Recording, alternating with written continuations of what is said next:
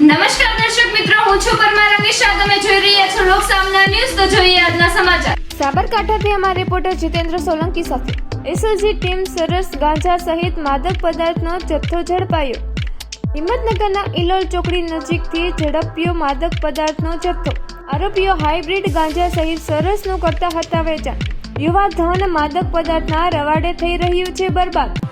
720 ગ્રામ ઝડપાયો ગાંજાનો જથ્થો. 41 ગ્રામ ઝડપાયો હાઇબ્રિડ ગાંજાનો જથ્થો. 30 ગ્રામ ઝડપાયો સરસનો જથ્થો.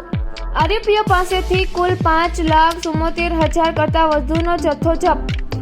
આરોપીઓ યુવાધનને બરબાદીના ઝેરનું કરતા હતા વેચાણ. નશાને રવાડે ચડાવતા 2 આરોપીને અટકાયત કરીને શોધખોળ હાથ ધરી.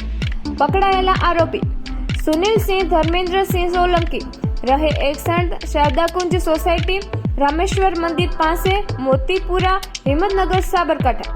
બળવંત ચંદુભાઈ ભાટ, રહે 2 તપોવન સોસાયટી, સહકારી જીન, હિંમતનગર, સાબરકાંઠા. વોન્ટેડ આરોપી જિગ્નેશ મહેશ કુમાર પટેલ, રહે આણંદપુર, વિજાપુર, મહેસાણા. તો ફરી મળીશું એક નવા સમાચાર સાથે. ત્યાં સુધી જોતા રહો લોક સામના ન્યૂઝ.